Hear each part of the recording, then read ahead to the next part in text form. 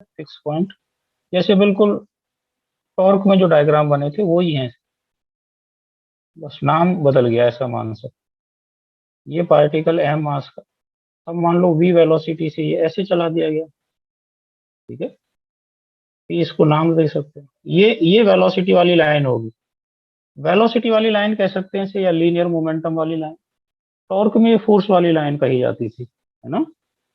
तो क्या अब ये ओके अबाउट, ये ओपी लाइन इस लीनियर मोमेंटम या इस वेलोसिटी की वजह से घूम जाएगी? Yes sir. यस अब सर। कहेंगे इसका एंगुलर मोमेंटम जीरो नहीं है। नहीं। तो कहा जाएगा angular momentum of this particle about O is non zero. और ओपी वाली लाइन को ये वेलोसिटी कौन से सेंस में घुमा रही है?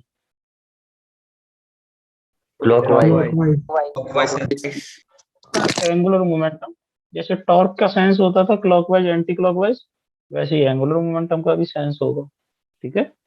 तीसरा जो अपन फाइनल डायग्राम बनाते थे, ओ पॉइंट जो फिक्स है अपनी जगह पे, और ये पार्टिकल एम मास का, ये पार्टिकल अगर इस तरीके से चल रहा है ऐसे v वेलोसिटी से, एम मास है, तो अब ये वेलोसिटी वाली लाइन को थोड़ा सा मैं एक्सटेंड कर दूं ऐसे, तो अभी भी ओके अबाउट ये लाइन घूम जाएगी, ओपी वाली लाइन। और इसको घुमाने में देखो वेलोसिटी का ये वाला जो कंपोनेंट है इसका रोल नहीं होगा, ये वाला कंपोनेंट आएगा, ठीक है। तो कुल मिला के बात ये है कि एल यहाँ भी नॉट इक्वल टू जीरो होगा। तीनों डायग्राम बिल्कुल टॉर्क वाले डायग्राम बने हुए हैं, है ना। Yes sir. ठीक है, तो एंगुलर मोमेंटम का शायद बेसिक मीनिंग सबकी समझ में आ गया होगा। लीनियर मोमेंटम का रोटेशनल इफेक्ट होता है ये, कभी आ भी सकता है नहीं है, जैसे टॉर्क के लिए एक्सिस या पॉइंट बताना बहुत जरूरी था, तो इसके लिए भी एंगुलर मोमेंटम में किसी भी पार्टिकल का कौन से पॉइंट के अबाउट, उसको मैं ओ नाम दे रहा हूँ, ये फिक्स पॉइंट या एक्सिस भी हो सकती है इस तरह की, ये एक्सिस ओ से पास होने वाली एक एक्सिस, ओ से पास होने वाली इस तरह की एक्सिस। तो एक्सिस या पॉइंट डिफाइन करना बहुत जरूरी है, जिसके अबाउट हम एंगुलर मोमेंटम ढूंढ रहे होंगे, ठीक है। तो ये बेसिक मीनिंग है। अब वही कहानी, इसे कैलकुलेट कैसे करेंगे, कैलकुलेट करने का तरीका जैसा टॉर्क में था बिल्कुल वैसा ही होगा। वहां तो फोर्स होता था, तो फोर्स की जगह पे यहाँ वेलोसिटी या लीनियर मोमेंटम होगा, है ना, एम इन टू वी। हम लीनियर मोमेंटम का रोटेशनल इफेक्ट ढूंढ रहे हैं, वहां फोर्स का रोटेशनल इफेक्ट था, तो लीनियर मोमेंटम की लाइन कही जाएगी।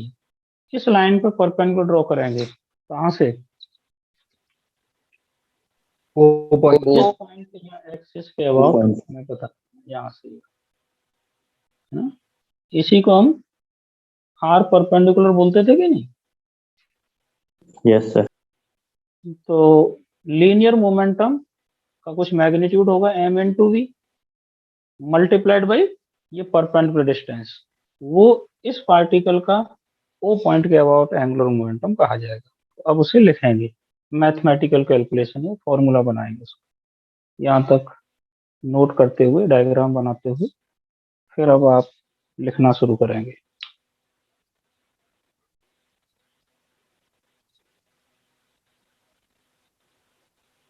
डायग्राम बन गए हो तो बोलूं मैं? Yes sir. Yes yes sir. Sir. Yes sir.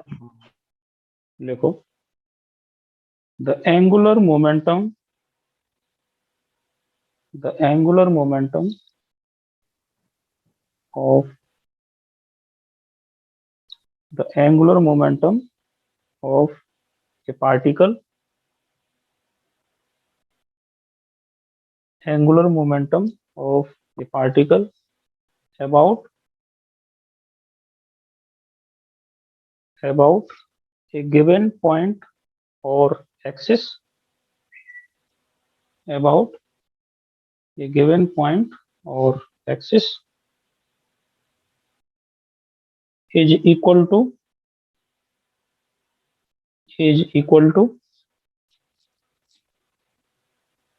the product of is equal to the product of magnitude of linear momentum product of magnitude of linear momentum and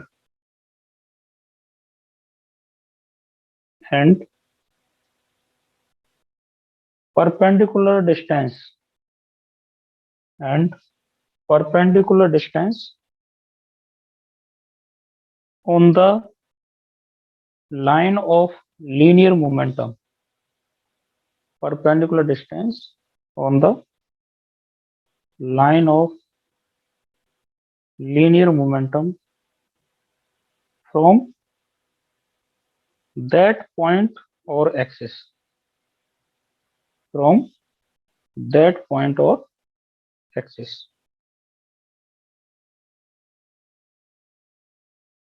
बिल्कुल टॉर्क जैसी कैलकुलेशन है कि नहीं, जैसा टॉर्क में होता था।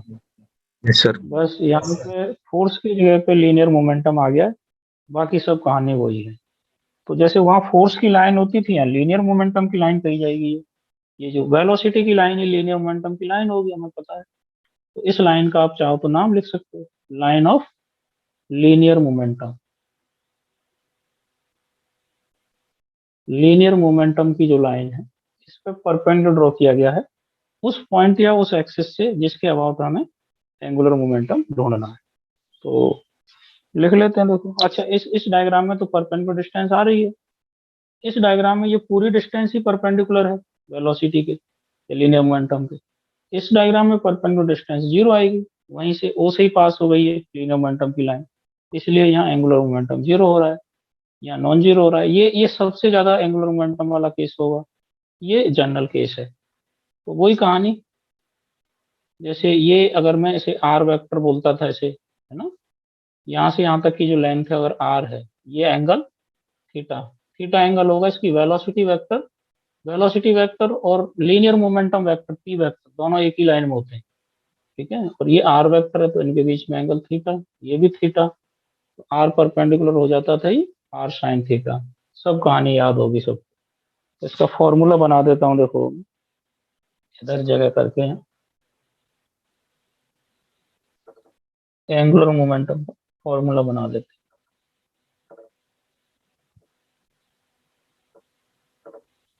Formula ये है, देखो, L is equal to linear momentum P multiplied by R perpendicular. Linear momentum को पी कहते हैं, एम इन टू वी भी लिख सकते हैं इसे। ये ज्यादातर तो यही काम आएगा, जैसे टॉर्क में भी ज्यादातर फॉर्मूला यही काम आता था, force multiplied by perpendicular distance. तो यहाँ भी ज्यादातर तो यही फॉर्मूला। हमें लीनियर मोमेंटम पता होना चाहिए और उसकी जो लाइन होती है उस पर परपेंडिकुलर डिस्टेंस पता होनी चाहिए। ये तो हो गया इसका मैग्नीट्यूड। डायरेक्शन साफ पता चल जाती है, ओके अबाउट ये क्लॉकवाइज घूम रहा है तो सेंस क्लॉकवाइज हो जाएगा, डायरेक्शन अंदर हो जाएगी। अगर ओके अबाउट ये वेलोसिटी अगर इधर होती तो एंटी क्लॉकवाइज घूम जाता, तो डायरेक्शन आउटवर्ड्स हो जाती, ठीक है। लेकिन इसको मैं अगर वेक्टर फॉर्म में लिखना चाहूँ तो L is equal to P, तो ये है ही, और ये बन जाएगा आर साइन थीटा। तो L vector is equal to R vector cross P vector, ये कहानी रहेगी, ठीक है। मैं इसको देखो ऐसे भी लिख सकता हूँ, आप थोड़ा सा समझ लेना। पी वेक्टर हम जानते हैं, पी वेक्टर अगर मैं यहाँ लिखूं तो होता है एम वी वेक्टर। तो मास तो स्केलर है, तो मैं अगर यहाँ लिखूं एम वी वेक्टर तो एम तो अलग आ जाएगा, एम तो अलग आ गया, ये बच जाएगा आर क्रॉस वी। समझ गए ये स्टेप इसके बाद का? Yes yes sir. Sir. R और वी, एम तो अलग है स्केलर क्वांटिटी, वो तो अलग कर ली। अगर आर और वी का क्रॉस प्रोडक्ट कर दें हम, आर तो ये पोजीशन वेक्टर जानते हैं, और मास से मल्टीप्लाई कर दें तो एंगुलर मोमेंटम आ जाएगा। या फिर अगर पी ही दिया है हमें और आर के साथ उसका क्रॉस कर देंगे तो एंगुलर मोमेंटम आ जाएगा, ठीक है। अगर इसकी डायरेक्शन की चर्चा करें, डायरेक्शन इसकी देखो, सबसे पहली बात तो आर वेक्टर और पी वेक्टर दोनों के परपेंडिकुलर होगा ये, या आर वेक्टर और वी वेक्टर दोनों के perpendicular, perpendicular to both R vector and P vector. P vector तो उधर ही होगा जिधर वी होगा, ठीक है। एंड इसकी डायरेक्शन आएगी आर क्रॉस पी से या आर क्रॉस वी से, and same as R cross P, या और करके लिख सकते हो आर क्रॉस वी, क्योंकि पी की डायरेक्शन तो वही होगी जो वी की होगी। डायरेक्शन समझ गए सब लोग? Yes sir. और मैं यस सर। और मैं यस सर। रिपीट कर रहा हूँ, डायरेक्शन तो ठीक है समझ गए होंगे, लेकिन सेंस ज्यादा काम आएगा अपने, क्लॉकवाइज या एंटी क्लॉकवाइज, ठीक है। तो ये जो फॉर्मूला है, ये इसका तो एक स्पेशल सवाल वही बन जाएगा क्रॉस प्रोडक्ट वाला जो टॉर्क में कराया था। आर दिया है, पी दिया है, आई कैप जे कैप के कैप, है ना। या फिर मास दिया है अलग, आर दिया है और वेलोसिटी वेक्टर दिया है, तो क्रॉस प्रोडक्ट करके मास से मल्टीप्लाई करके एंगुलर वेक्टर अपने पास आई कैप जे कैप के कैप की फॉर्मेट में आ जाएगा। वो एक अलग स्पेशल सवाल हो गया। बाकी जो और सवाल हम करेंगे, बहुत सारे एग्जांपल्स जब किए जाएंगे, तो उनमें तो यही ज्यादा काम आने वाला है, linear momentum multiplied by perpendicular distance. Clear यहाँ तक? Yes sir.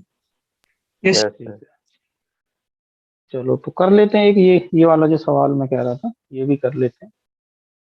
और यहाँ देखो एक और अपना पुराना कोई पड़ा हुआ फॉर्मूला भी यूज करने वाला हूँ। अभी हम एंगुलर मोमेंटम को इंट्रोड्यूस कर रहे हैं, कैसे सवालों में काम आने वाला है वो भी अपन पढ़ेंगे।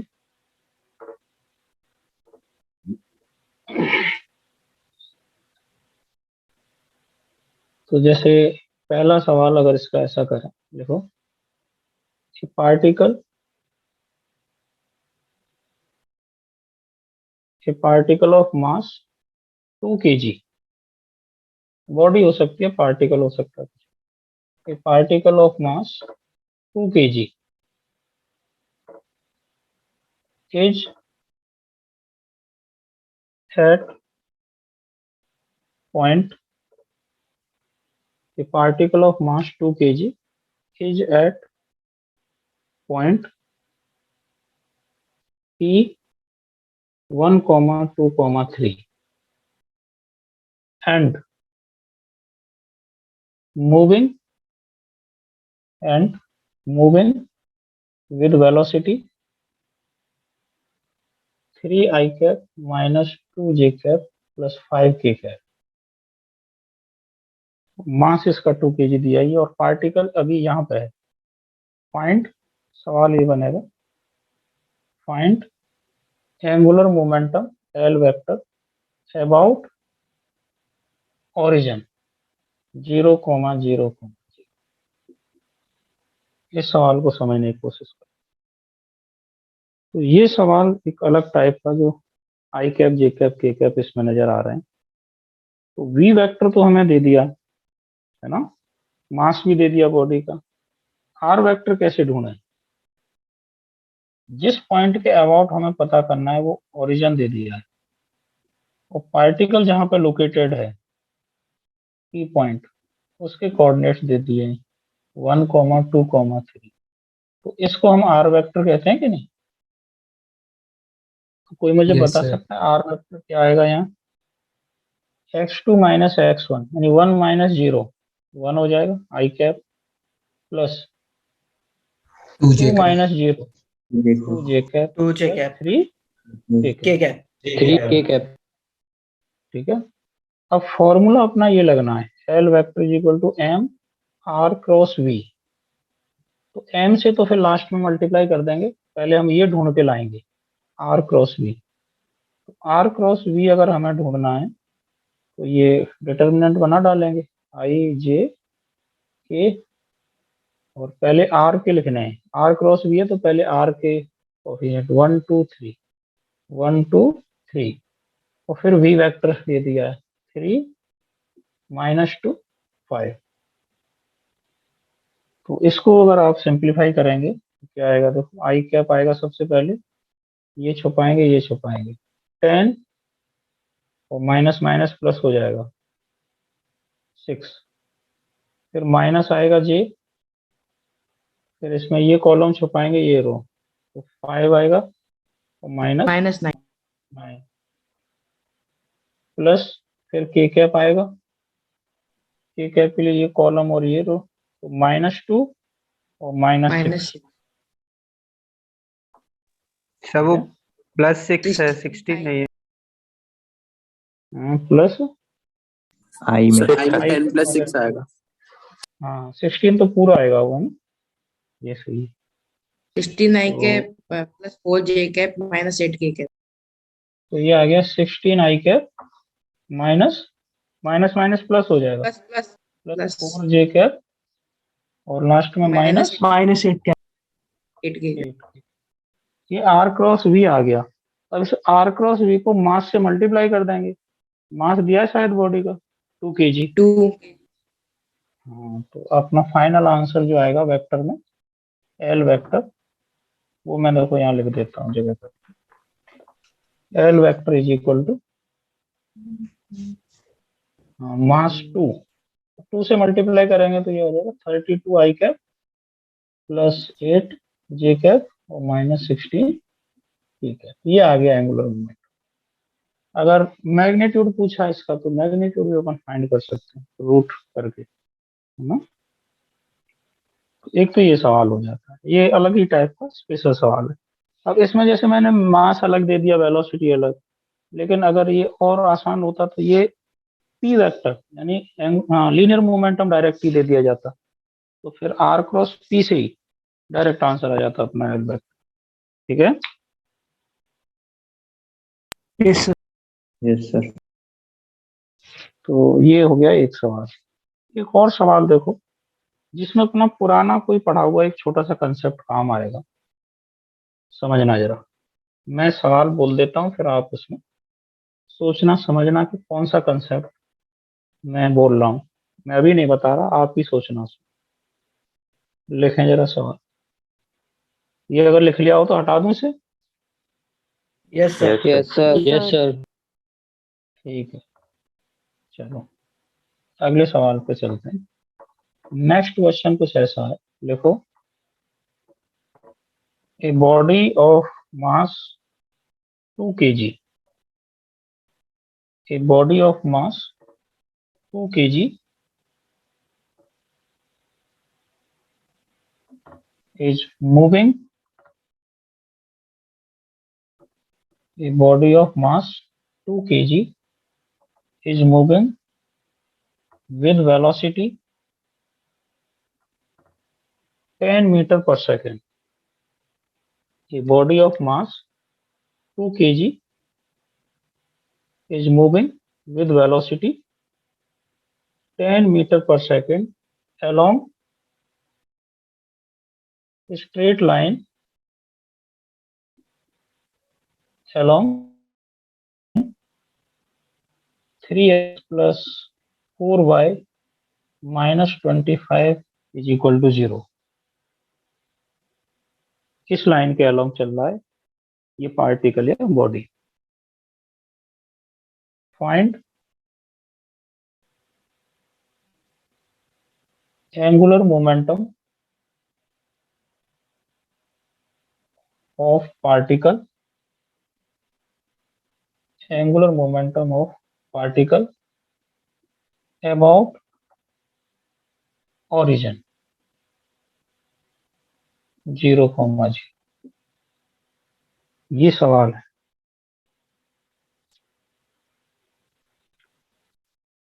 तो सबसे पहले तो मुझे कोई बताए, किसी की समझ में आ गया हो मैं कौन से पुराने कंसेप्ट की बात कर रहा था। सर स्लोप निकालना पड़ेगा। Equation of line. सर इसमें Equation of x और line। y की वैल्यू में 0 0 पुट कर। Yes sir. मैंने क्या हेडिंग डाल के समझाया था वो कंसेप्ट, पूरी हेडिंग के साथ कोई बताए जो यहाँ काम आ रहा है।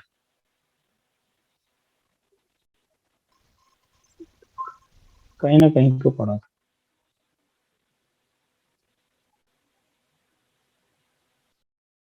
सर डिस्टेंस वाला। कौन सी डिस्टेंस वाला? सर डिस्टेंस फ्रॉम ओरिजिन वाला, जिसमें रूट में आप लोग x² + y² लेते हैं। ये हेडिंग तो सर नहीं। ओमेगा निकालने के लिए v परपेंडिकुलर अपॉन r लेना पड़ेगा, तो r डिस्टेंस हम निकालेंगे तो ओमेगा निकलेगा, फिर उससे एंगुलर मोमेंटम निकाल। ओमेगा कहाँ है इसमें? एंगुलर मोमेंटम जितना भी मैंने अभी तक पढ़ाया है उसमें ओमेगा आया है कि नो क्यों सर, जबरदस्ती? परपेंडिकुलर डिस्टेंस निकाल सकते हैं। परपेंडिकुलर डिस्टेंस मतलब क्या हेडिंग डाल के पढ़ाया गया था formula? Foot of mathematical perpendicular drawn from point P. Length of perpendicular distance from origin. From origin मत कहो यार, ढंग से रिवाइज किया करो। सर गिवन P पॉइंट से परपेंडिकुलर डिस्टेंस फाइंड करना है, किसी गिवन लाइन की इक्वेशन दी हो। हाँ, तो क्या वो पॉइंट जरूरी ओरिजिन ही हो? नहीं सर, वो कोई भी जनरल पॉइंट हो तो सकता सर है, कोई भी common पॉइंट है। हो सकता है। कोई भी पॉइंट। तो उस कंसेप्ट का या उस फॉर्मूले की यहाँ जरूरत पड़ गई कि नहीं? देखो ये ये जो पार्टिकल हमें दिया है 2 किलोग्राम का और 10 मीटर पर सेकंड वेलोसिटी है, उसका लीनियर मोमेंटम हो जाएगा 20, और ये इस लाइन के अलोंग चल रहा है। तो क्या ये जो लाइन हमें दे दी है सवाल में, ये इस पार्टिकल की लीनियर मोमेंटम वाली लाइन हो गई? जी सर। जिस लाइन में पार्टिकल चलेगा उसी में तो वेलोसिटी होगी उसकी, और उसी में वेलोसिटी है तो उसी में लीनियर मोमेंटम होगा। तो हमें लीनियर मोमेंटम वाली लाइन पता है, ये वाली, ठीक है, और हमें लीनियर मोमेंटम भी पता है, और हमें एंगुलर मोमेंटम पता करना है किसी पॉइंट के अबाउट। तो हमें क्या चाहिए? उस पॉइंट से इस लाइन पे परपेंडिकुलर लेंथ। तो वो ढूंढने का हमारे पास फॉर्मूला है ऑलरेडी, जो मैथमेटिकल टूल्स में बताया गया होगा। किसी भी पॉइंट से किसी भी लाइन पे परपेंडिकुलर कैसे ड्रॉ करते थे? आर परपेंडिकुलर, याद है किसी को? अगर लाइन है mod of ax ax1 plus by1 by plus plus c upon root of a square plus b square. Root A square divided Sir, तो angular ये momentum ax1 100. होगा by वन, ठीक है। हाँ, कुछ लोगों ने आंसर भी ढूंढ लिया होगा, वो सही होगा। अब देखो इसमें बताइए x1 y1 क्या है? 0 Sir, 0 origin Zero. का point. है ना? तो 0 प्लस 0, और c कितना है यहाँ पे? -20. -25, लेकिन मॉड लेंगे इसका, डिवाइडेड बाई रूट। ए और बी देखिए जरा, ए है 3, बी है 4, 3 का स्क्वायर प्लस 4 का स्क्वायर। जब ये आपने ढूंढा होगा तो 5 आया होगा शायद ये, Yes, sir. यस है सर। ना? और P अपना क्या होता है? m into we. m है 2 और v है 10, ये हो गया 20। तो L का फॉर्मूला आपको बता रखा है P इंटू आर परपेंडिकुलर। तो P है 20 मल्टीप्लाइड बाई 5, तो ये आ गया 100. ना सही है। 100। सही ये है तो सर। 100 ही, ठीक है। Yes, sir, लीनियर 100 ही है। मोमेंटम होता है, लीनियर मोमेंटम होता है मास इनटू वेलोसिटी। तो मास केजी, वेलोसिटी मीटर पर सेकंड, इनटू आर परपेंडिकुलर कर रहे हैं। तो यूनिट इसकी समझ पा रहे हो क्या होगी? KG kg meter per second. Metre square per second, metre हाँ, दो बार meter. आ रहा है ना, एक तो वेलोसिटी में आ जाएगा मीटर पर सेकंड, और मल्टीप्लाइड बाई परपेंडिकुलर डिस्टेंस भी मीटर में होगी, तो ये इसकी यूनिट हो जाएगी KG metre square per second. Unit समझ में आ गई सबके? Yes, sir. Yes sir. ठीक है। तो एक सवाल ये होगा, अब इसमें देखो आप समझ गए होंगे, थोड़ा बहुत चेंज हो सकता है। जिस पॉइंट के अबाउट हमें पता करना, वो जरूरी नहीं ओरिजिन हो, कोई और पॉइंट भी हो सकता है। तो ये x1 y1 बदल जाएंगे कि नहीं? लाइन भी थोड़ी बहुत बदल सकते हैं, वो जिस लाइन के अलोंग, जिस लाइन के अलोंग पार्टिकल चल रहा है वही लाइन अपनी लीनियर मोमेंटम वाली लाइन हो जाती है। ये तो ऑब्वियस बात है, ये तो समझ रहे होंगे सब। जिस Yes, sir. लाइन के अलोंग चलेगा वही वेलोसिटी की लाइन है, वही लीनियर मोमेंटम की लाइन है। तो ये थोड़ा सा ऐसे घुमा के पूछा हुआ सवाल होता है, ठीक है। इजी होता है, वैसे समझ में तो आ ही गया होगा, ठीक है। Yes sir. ठीक है, और करते हैं, देखो कुछ सवाल। नेक्स्ट क्वेश्चन, नेक्स्ट क्वेश्चन लिखो। ए particle of mass m A particle of mass m is moving along a circular path. The particle of mass m is moving along a circular path of radius r, capital R, with constant speed v. m मास का particle है, r radius के circle में constant speed v से घूम रहा है. Constant speed कह रहा हूं मैं, कांस्टेंट वेलोसिटी तो हो ही नहीं सकती, सर्कल में घूम रहा है with constant speed v. Find angular momentum of particle. Find angular momentum of particle about centre. MVR. Sir बिल्कुल MVR. सही आंसर. एम मास का पार्टिकल v स्पीड से r रेडियस के सर्कल में घूम रहा है, तो सेंटर के अबाउट हमें इसका एंगुलर मोमेंटम ढूंढना है. तो कैसे भी घूम सकता है, क्लॉकवाइज एंटी क्लॉकवाइज, उसी हिसाब से आंसर देंगे. जैसे क्लॉकवाइज घूमता हुआ मान लिया, तो देखो इस मोमेंट पे पार्टिकल यहाँ है, एम मास v वेलोसिटी, तो लीनियर मोमेंटम तो m इंटू वी होगा. अब ये लीनियर मोमेंटम वाली लाइन होगी, ये टेंजेंट, और सेंटर से इस पे परपेंडिकुलर ड्रॉ करना है, तो वो तो रेडियस ही तो होती है. Yes sir. L is equal to P into R perpendicular, ये लगाना है, तो L is equal to P हो जाएगा mv और r परपेंडिकुलर r हो जाएगा. ठीक है, तो अकॉर्डिंग टू दिस डायग्राम मैंने इसे क्लॉकवाइज मान लिया है. तो बताइए सेंटर के अबाउट इस मोमेंट पे क्या सेंस होगा इसका. क्लॉकवाइज. क्लॉकवाइज. क्लॉकवाइज. और क्लॉकवाइज सेंस है तो डायरेक्शन किधर होगी इसकी, अंदर. इनवर्ट.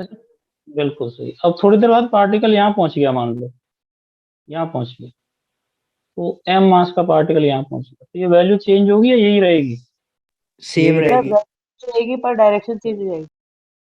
डायरेक्शन तो चेंज कुछ हो नहीं जाएगी. change डायरेक्शन क्या, डायरेक्शन के एंटी क्लॉकवाइज हो जाएगी. अब डायरेक्शन क्वेश्चन तो नहीं होगा, inverse ही सेम रहेगी. रहेगा सब कुछ. अभी भी डायरेक्शन क्लॉकवाइज ही हो, अंदर क्लॉकवाइज सेंस रहेगा. थोड़ी देर बाद पार्टिकल यहाँ पहुंच गया, ये वेलोसिटी की डायरेक्शन बदलती जा रही है, आर की डायरेक्शन भी बदल रही है, लेकिन जो आर क्रॉस वी होगा वो तो अंदर होगा, वो थोड़ी चेंज होगा.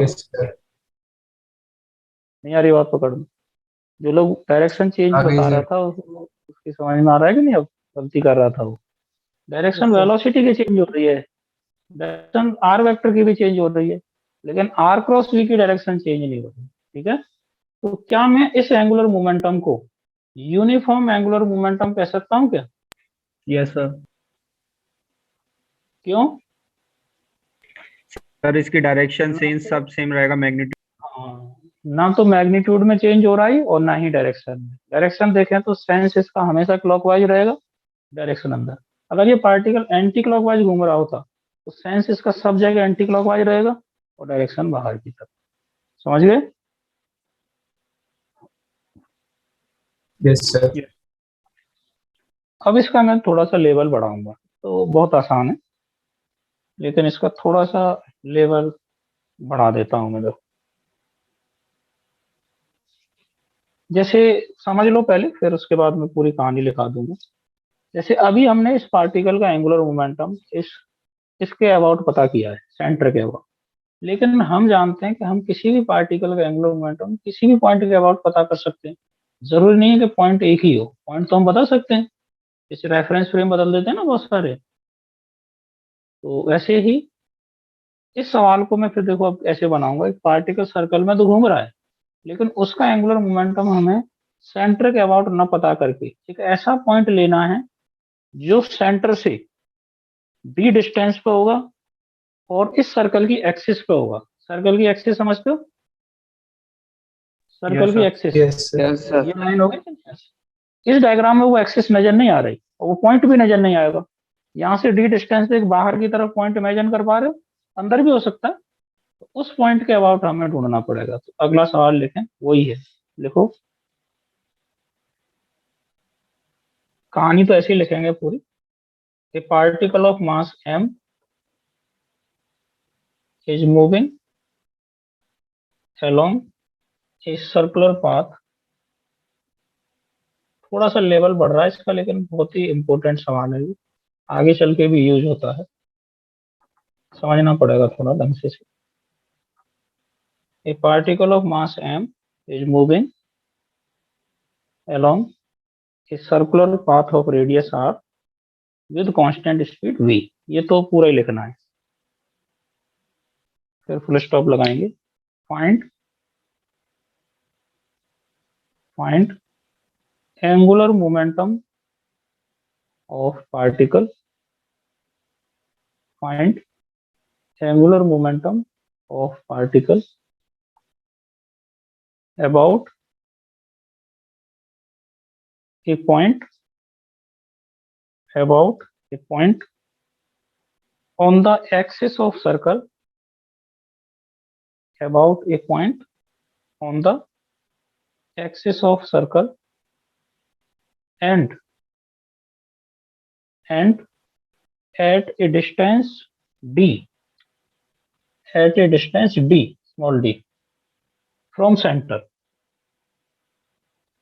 at a distance small d from center।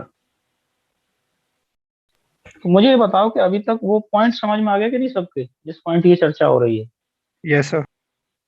वो पॉइंट ऑफ सेंटर नहीं है, सेंटर से डी डिस्टेंस पे है और सर्कल की एक्सिस। ऐसे दो पॉइंट होंगे कि नहीं? Yes sir.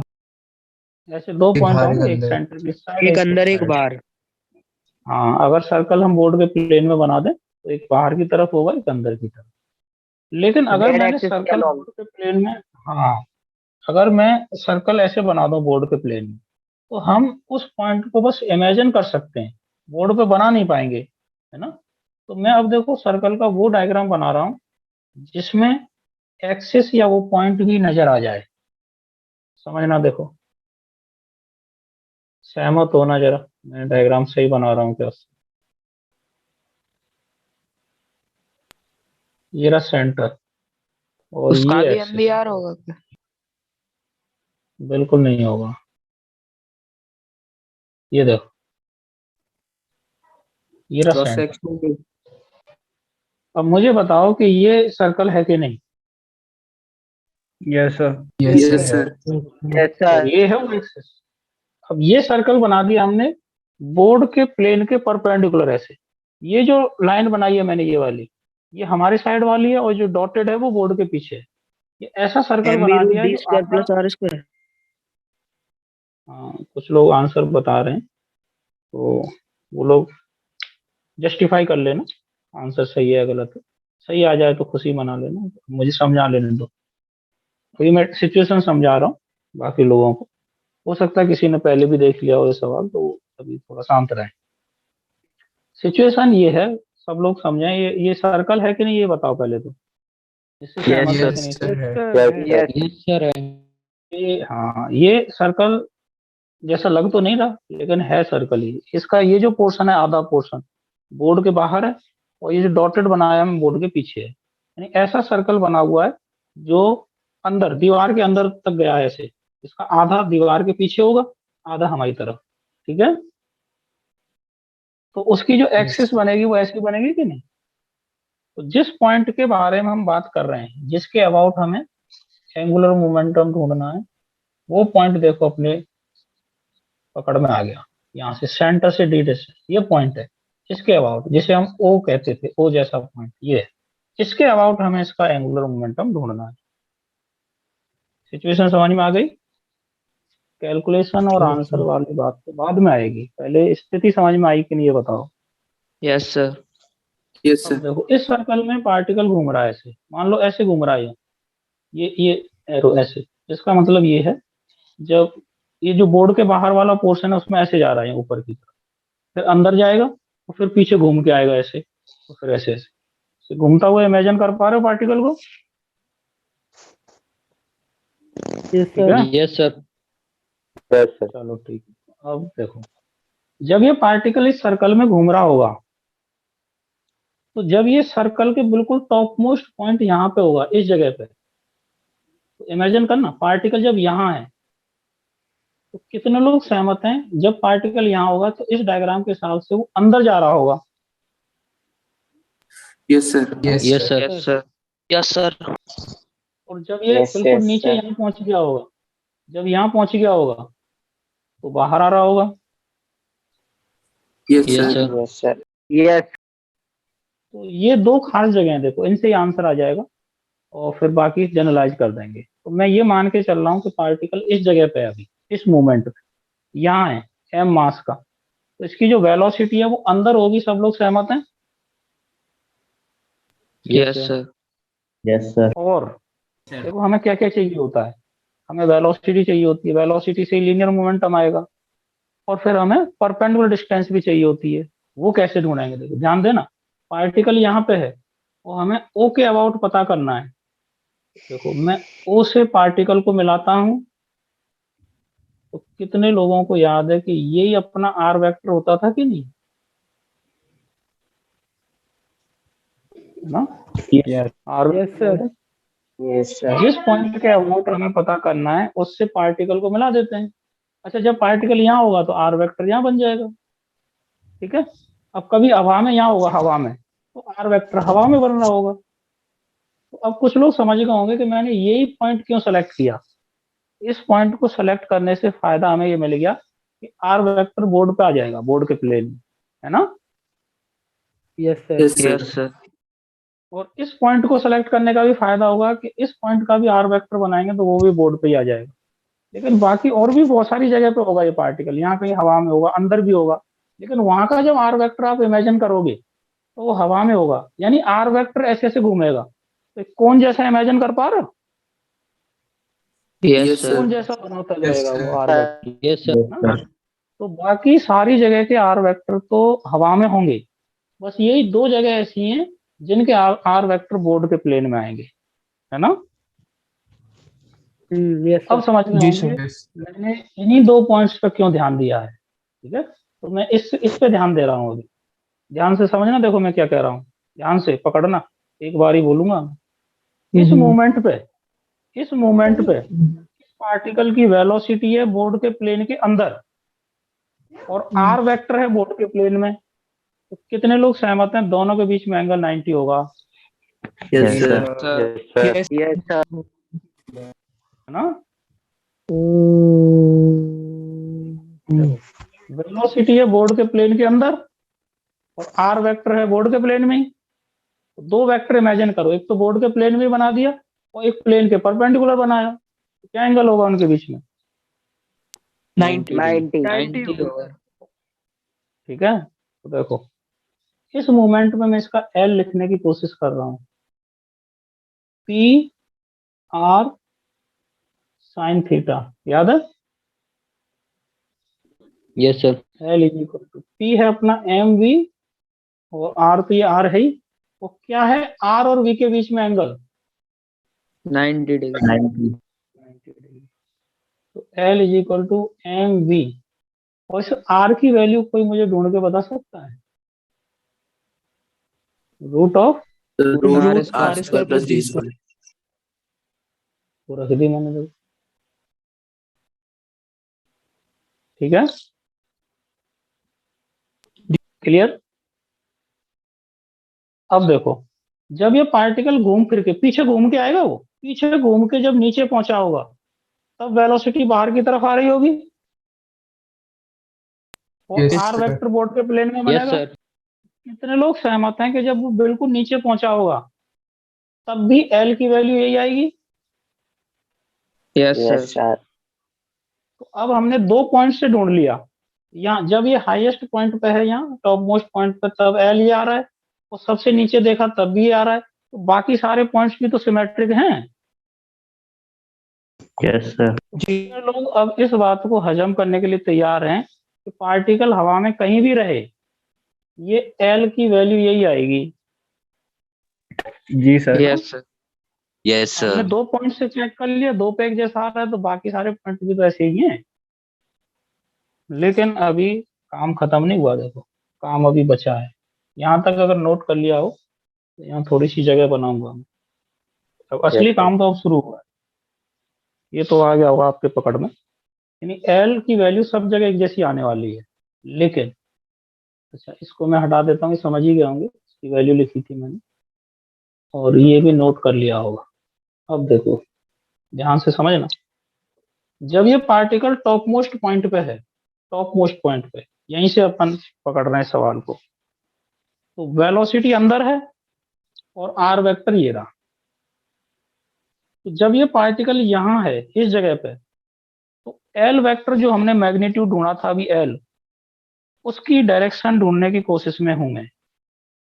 तो याद करो, शायद मैंने अभी लिखाया था थोड़ी देर पहले, एल वेक्टर आर और वी दोनों के परपेंडिकुलर होता है yes sir. Yes sir.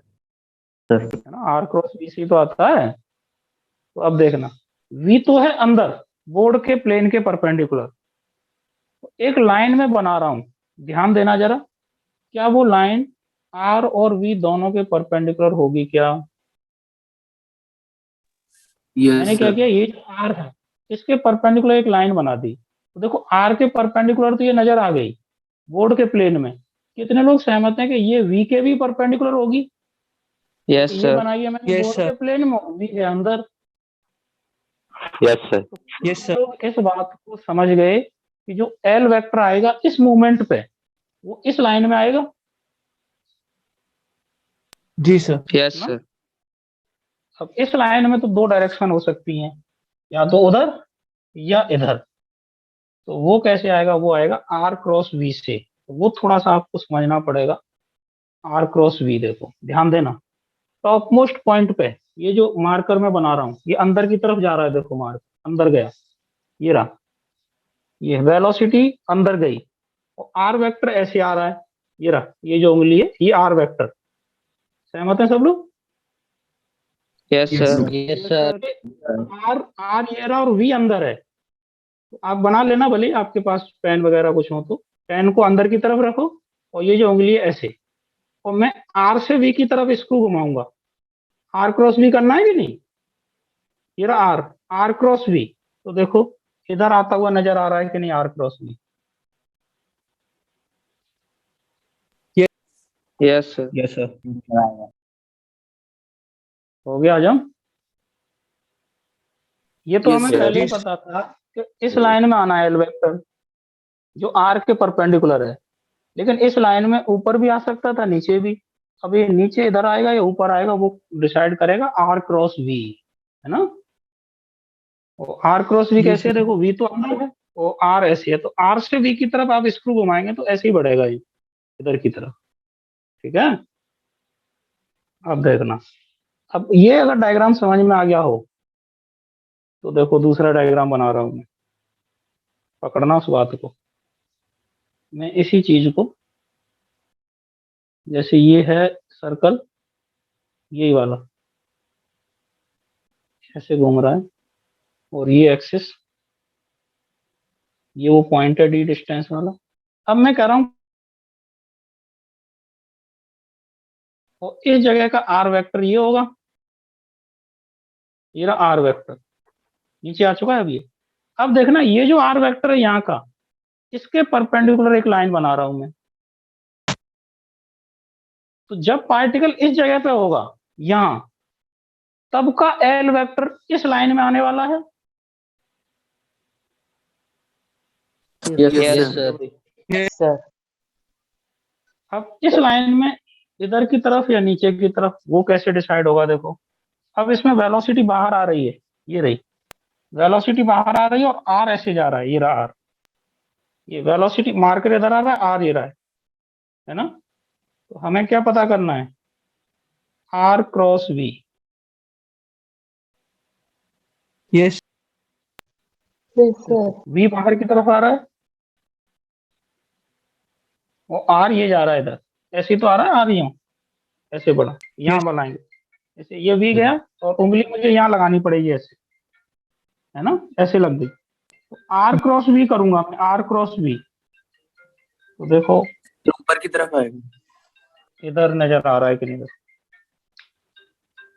Yes sir. देखा आर क्रॉस वी करके? Yes sir. Yes, sir. अच्छा, इस एल वेक्टर की जो वैल्यू आ रही थी मैग्नीट्यूड, वो कितना आ रहा था? अभी थोड़ी देर पहले लिखा था mv root R square plus D R square. Square. कितने लोग सहमत हैं ये वैल्यू तो सब जगह एक जैसी होगी, लेकिन क्या डायरेक्शन सब जगह पे एक जैसी है? No sir. No sir. कैसा एंगुलर No, मोमेंटम sir. का है ऐसे? नॉन यूनिफॉर्म या uniform. Non uniform, non uniform. Non uniform. Uniform? किस वजह से? Direction change. Direction डायरेक्शन की डायरेक्शन वजह चेंज से। हो रही है हर मोमेंट। लेकिन मैग्नीट्यूड कांस्टेंट हो। इससे पिछला जो सवाल था वो भी सर्कल वाला ही था, लेकिन उसमें हम सेंटर के अबाउट पता कर रहे थे, तो वो तो यूनिफॉर्म आ गया था। उसमें तो ना तो डायरेक्शन बदल रही थी ना ही मैग्नीट्यूड। लेकिन इस पॉइंट के अबाउट जब पता कर रहे हैं तो डायरेक्शन देखो घूमती जा रही है। जब पार्टिकल टॉप मोस्ट पॉइंट पे होगा डायरेक्शन ऐसी होगी, यहाँ आ गया तो ऐसी होगी। तो कितने लोग महसूस कर पा रहे हैं, फील कर पा रहे हैं जैसे जैसे पार्टिकल सर्कल में घूमेगा तो एल वेक्टर ऐसे कोन जैसा बना के घूमेगा? Yes sir. Yes sir. L vector ऐसे ऐसे घूमता जाएगा एल वेक्टर, ठीक है। और एल वेक्टर घूम रहा है, इसका मतलब ऑब्वियसली उसकी डायरेक्शन चेंज हो रही है। तो लिखेंगे जरा इस बात को।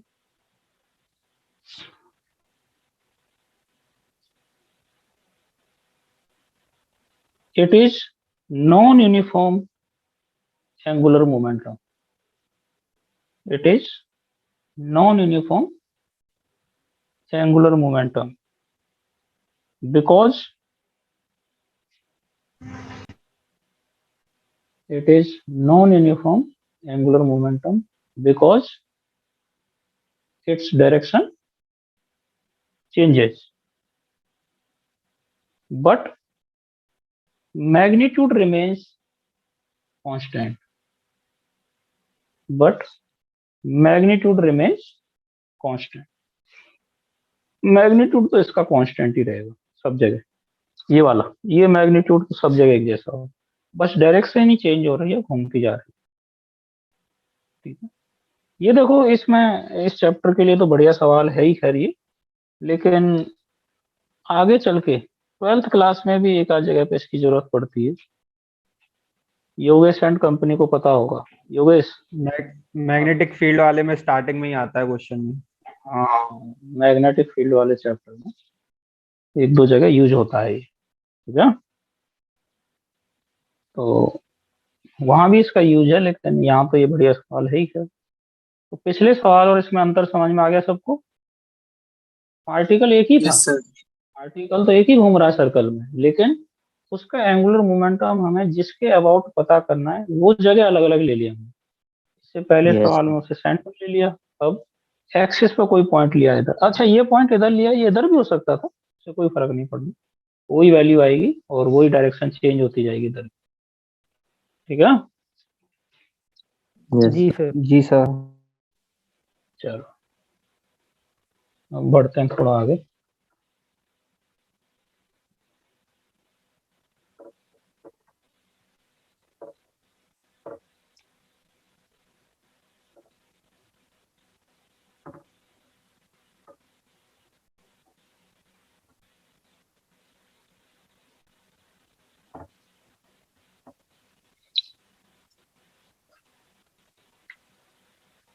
अब लिखो angular momentum of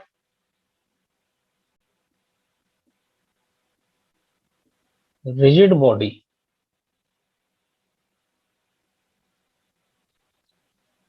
angular momentum of rigid body. जैसे कोई भी बॉडी है, किसी भी शेप साइज की हो सकती है। कॉमन शेप साइज तो वही है, रिंग, डिस्क, रॉड, लेकिन मैं तो कोई भी किसी भी शेप की बॉडी ले ली, ये रिजिड बॉडी है। और इस खास एक्सिस के अबाउट ये इस बॉडी को घुमाया जा रहा है ओमेगा एंगुलर वेलोसिटी से। ओमेगा एंगुलर वेलोसिटी से इस बॉडी को इस खास जो एक्सिस है इसके अबाउट ऐसे घुमा रहे हैं, सिंपल सी बात है। तो अब इस बॉडी के अंदर ये बहुत सारे पार्टिकल्स से बनी हुई बॉडी है, इनफाइनाइट संख्या में पार्टिकल्स होंगे। उन्हीं में से कुछ पार्टिकल्स अगर मैं कंसीडर करूं, जैसे ये है m1 मास का, यहाँ से एक्सिस से r1 डिस्टेंस पे। एक और पार्टिकल ले लिया, मान लो मैंने m2 मास का, r2 डिस्टेंस पे, और भी पार्टिकल्स होंगे इसमें बहुत सारे, m3 ले लिया, यहाँ से r3 डिस्टेंस पे, है ना। तो अब देखिए जरा, ये सारे पार्टिकल, जितने भी पार्टिकल्स होंगे इस एक्सिस वाले अगर छोड़ दिए जाए, मैंने पहले ही बताया था, तो ये सारे पार्टिकल्स सर्कल में घूमते नजर आ रहे हैं कि नहीं, ऐसे ऐसे। Yes, sir. ये r1 रेडियस के सर्कल में घूमेगा, ये r2, ये r3 और बहुत सारे होंगे, ठीक है। और कितने लोग सहमत हैं कि ये जितने भी पार्टिकल्स हैं उन सब का घूमने का जो सेंस है वो एक जैसा होगा। Yes, sir. Yes, sir. Yes sir. अगर बॉडी क्लॉकवाइज घूम रही है तो ये सब क्लॉकवाइज घूम रहे होंगे, बॉडी एंटी क्लॉकवाइज घूम रही है तो सारे एंटी क्लॉकवाइज। इधर वाला भी, ये मत समझना कि ये क्लॉकवाइज घूम रहा है, ये वाला एंटी क्लॉकवाइज, ये भी क्लॉकवाइज सेंस में घूम रहे होंगे सब, ठीक है। और सबकी एक्सिस यही है, सबके सेंटर इसी एक्सिस पे आएंगे। तो अगर मैं ये जो m1 पार्टिकल है, ध्यान देना, m1 पार्टिकल, इसकी वेलोसिटी कितनी होगी, r1 ओमेगा। Yes, sir. तो ये m1 particle r1 omega velocity से घूम रहा है, तो इसका लीनियर मोमेंटम होगा m1 v1, v1 वो r1 ओमेगा। और इसकी जो लीनियर मोमेंटम की जो डायरेक्शन होगी, जैसे इस मोमेंट पे ये अंदर जा रहा होगा ऐसे, तो बता सकते हो इस एक्सिस से इसकी लीनियर मोमेंटम की डिस्टेंस क्या होगी, R1. r1 ही तो होगी, और इसकी r2, इसकी r3। तो मैं देखो इस पार्टिकल का अगर एंगुलर मोमेंटम ढूंढूं इस एक्सिस के अबाउट, तो देखो सब लोग सहमत है कि m1 v1 r1, सही लिखा क्या मैंने। Yes, sir. Yes, sir. इसका कितना होगा, M2 V2 R2. M2 V2 R2। क्या इन सबके एंगुलर मोमेंटम के सेंस एक जैसे आएंगे। Yes, sir. Yes, sir. इसलिए सबको ऐड करता जा रहा हूँ, देखो m3 v3 r3 plus so on. क्या ये मुझे इस बॉडी का टोटल एंगुलर मोमेंटम मिल जाएगा इन सबको ऐड करते जाएं तो। Yes, जी, sir. sir. m1 तो m1 है ही, r1 v1 को लिख रहा हूं मैं r1 omega, plus m2 v2 को लिख दिया r2 omega, plus so on. अब देखो ये आएगा m1 r1 square plus m2 r2 square plus so on, और ओमेगा कर लिया मैंने बाहर। L इज इक्वल टू, याद करो देखो ये जो पूरी चीज है इसकी जगह पे कुछ लिखा था हमने, I omega. ये चीज तो आई हुआ करती थी। Yes, sir. तो एक बढ़िया फॉर्मूला तैयार हो गया। किसी भी रिजिड बॉडी को अगर घुमा दिया जाए ओमेगा एंगुलर वेलोसिटी से किसी एक्सिस के अबाउट, तो उसी एक्सिस के अबाउट उसका एंगुलर मोमेंटम ढूंढना सीख गए, आई ओमेगा। तो आई उसी एक्सिस के अबाउट होगा जिसके अबाउट अपन एंगुलर मोमेंटम, ये एक्सिस और ये एक्सिस एक जैसी रहेंगी। तो ऐसा लग नहीं रहा कि ये लीनियर मोमेंटम का रोटेशनल इफेक्ट जैसा नहीं लग रहा। Linear Yes, sir. मोमेंटम होता था एमवी, तो हम इस चैप्टर में जानते ही वी की जगह पे ओमेगा आ रहा है, तो एम की जगह पे क्या आता जा रहा है, Moment I। of inertia. जैसे ट्रांसलेशनल मोशन में kinetic energy half M V square होती थी, रोटेशनल में क्या हो गई है, half I I omega. Omega. Half I omega. तो ऐसे ही देखो ये वहाँ लीनियर मोमेंटम एम वी होता था, एंगुलर मोमेंटम आई ओमेगा हो गया। तो ये फॉर्मूला तैयार। तो हम कुछ खास खास बॉडीज का आई ढूंढना सीख ही गए। हमारे पास कोई बॉडी या कई सारी बॉडीज का सिस्टम भी हो सकता है, उनका किसी खास एक्सिस के अबाउट मोमेंट ऑफ इनर्शिया पता है और उसकी एंगुलर वेलोसिटी पता है, तो हम उस एक्सिस के अबाउट उस बॉडी का एंगुलर मोमेंटम इस तरीके से ढूंढ लिया करें। ये एक फॉर्मूला तैयार हो गया, ठीक है। अब इसका सेंस तो जैसे आई में तो कोई डायरेक्शन है नहीं, लेकिन जो ओमेगा की डायरेक्शन होगी वही एल की डायरेक्शन होगी। हम इसे ऐसे भी लिख सकते हैं, L vector is equal to I omega vector. अगर ओमेगा क्लॉकवाइज है तो एल भी क्लॉकवाइज होगा, ओमेगा एंटी क्लॉकवाइज है तो एल भी एंटी क्लॉकवाइज हो जाएगा, ठीक है। Yes. आप देखो न्यूटन सेकंड लॉ अगर किसी को याद हो, न्यूटन सेकंड लॉ F क्या equal होता था? to M. The force applied ऐसा on तो the मत करो, ये sir, the मत करो force यार। applied on the body is directly proportional to the change in its linear momentum. हाँ, the rate of change of linear momentum is equal to net force या force on the body या system, F equal to dp by dt, ये तो सीखा था। Yes sir. अगर किसी body पे नेट फोर्स जीरो है या किसी सिस्टम पे नेट फोर्स जीरो है तो क्या उसका लीनियर मोमेंटम कांस्टेंट नहीं रहता था? रहता Yes, था। sir. है ना? Yes sir. क्यों रहता था उसका रीजन सबको पता ही। अब देखो न्यूटन सेकंड लॉ यहाँ थोड़ा सा चेंज होगा। यहाँ क्या कहेंगे? सर फोर्स की जगह टॉर्क Rate of- और मोमेंटम की जगह ये हाँ। Linear angle. ये आ जाएगा।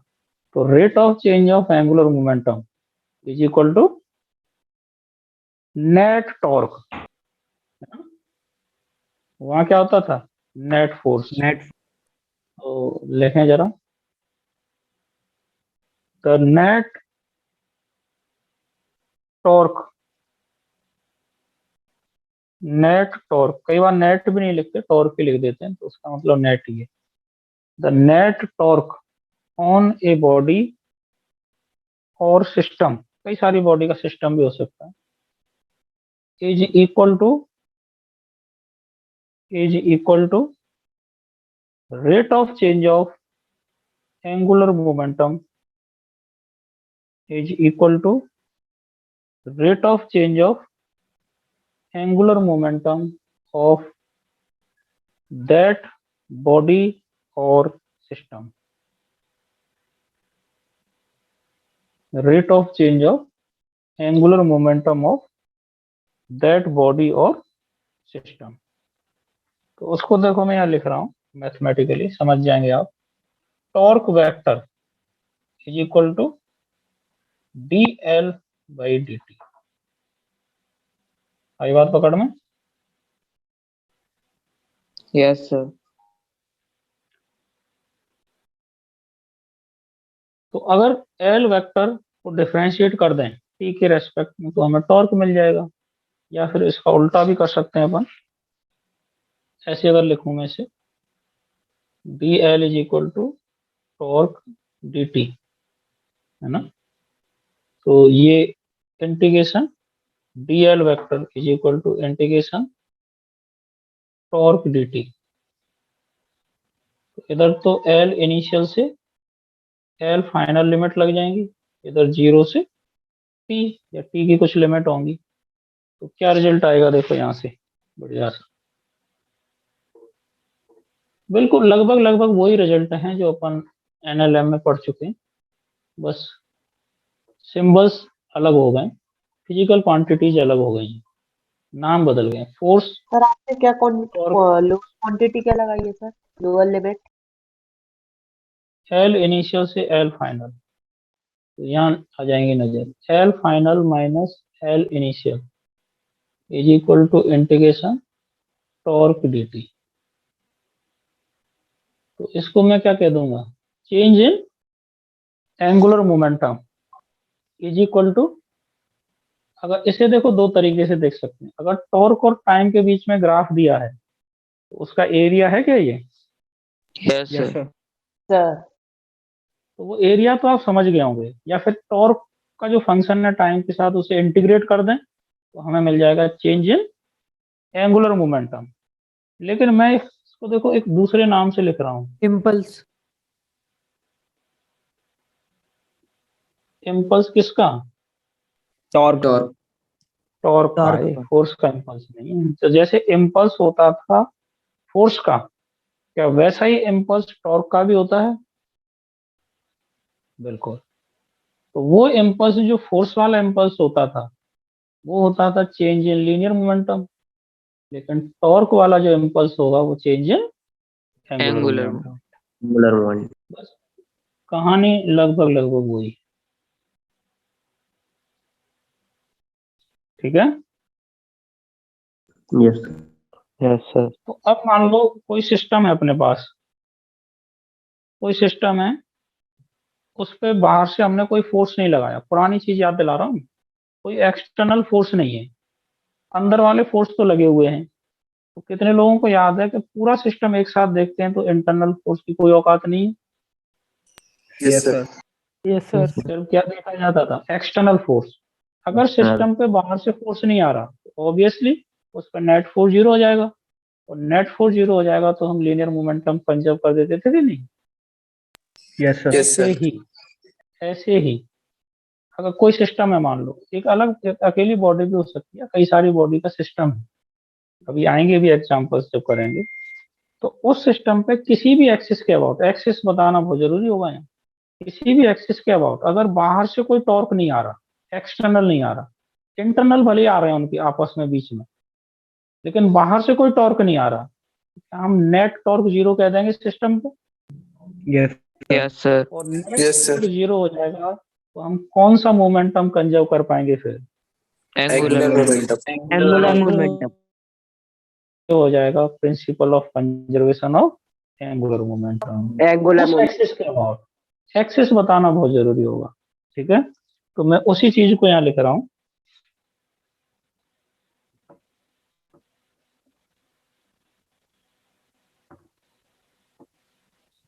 जैसे ये लिख दिया, if torque external is equal to zero, this implies dl by dt is equal to zero, this implies L is equal to constant। ये बात पकड़ में आई। Yes sir. Yes. अगर किसी बॉडी या सिस्टम पे एक्सटर्नल टॉर्क नहीं है तो सिंपल सी बात है नेट टॉर्क भी नहीं है, और नेट टॉर्क जीरो हो गया तो dl by dt जीरो हो जाएगा, और डिफरेंशिएशन कांस्टेंट चीजों का जीरो होता है, हमें पता है। तो L जीरो का मतलब उस सिस्टम का I इंटू ओमेगा कॉन्स्टेंट रहेगा, वहां M इंटू भी कहते थे, तो इसी को कहते हैं, लिख लेना, भले शॉर्ट में लिख सकते हैं, तो पूरी कहानी पढ़ी चुके हम डिटेल में। It is called principle of conservation of angular momentum. जैसे लीनियर मोमेंटम का प्रिंसिपल होता था कंजर्वेशन का, बिल्कुल वैसा ही एंगुलर मोमेंटम का भी होगा, इसके भी सवाल आएंगे। It is called principle of conservation of angular momentum, ठीक है। Yes sir. Yes. चलो फिर करेंगे इसके कुछ सवाल, नेक्स्ट क्लास में कंटिन्यू करते हैं।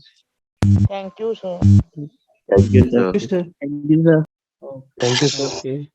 Thank you, sir. सर। हाँ भाई, कुछ कह रहा है कुछ?